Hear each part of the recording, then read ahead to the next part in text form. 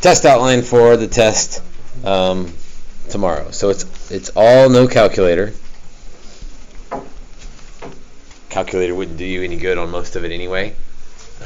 The Riemann sums, I guess you could need a calculator, except you probably want to safe stop them all anyway, just to save time.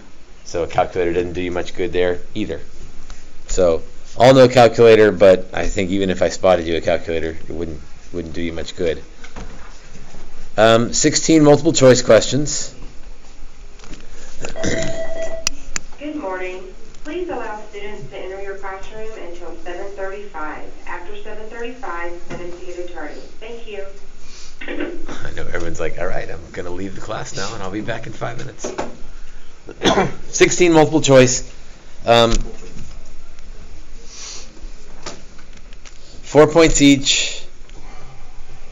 And I can't give any partial credit on, I don't think. I tried to look and see, but most of them are the antiderivative questions, and so like you either know it or you don't. It's hard to show work, really, is part of the problem, because you either know what the antiderivative of sine is or you don't. There's not much work to do. It's not like a long problem where you could get halfway through it and I could give you half the points. It's just you know it or you don't. Let me give a more detailed breakdown on the multiple choice.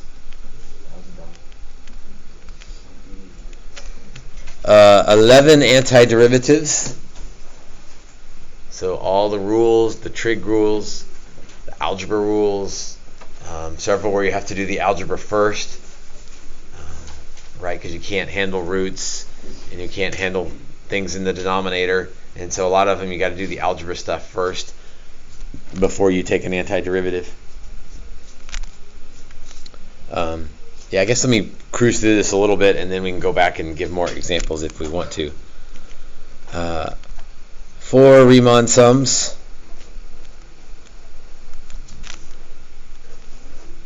And I guess more specifically, 2 of those are add rectangles.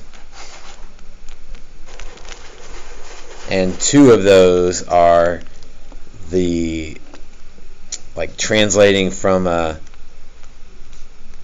antiderivative symbol to the limit as n goes to infinity of the summation, right? What we did Friday. You know what I mean when I say this? That's what we did Friday. Okay. So there's 2 problems you could figure out. One of them, I give you the summation and ask you to pick which antiderivative matches, and the other, I give you the antiderivative and ask you to pick which summation matches. So you don't have to write any on your own. That's when things get a little crazy. But if you can match them up, usually you know enough of the pieces to figure out where they go, and you can figure it out. It's only one review question, but again, this is like a 45-minute test, so I don't have time to do tons of stuff. Okay, so there's the summary of the multiple choice part. There's 1 free response.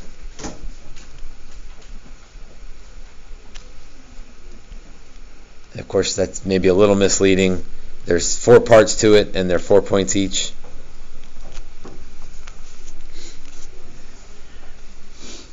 And you guys are smart people. Look at what is covered in multiple choice. What needs to be covered more in free response to balance out antiderivatives and Riemann sums? Give me the answer. Riemann sums. So this is definitely a Riemann sum question. And I'm not going to tell you which one it is, but of the 4 options, right, there's left, right, midpoint, and trapezoid. And then, given some info, is it a over or underestimate?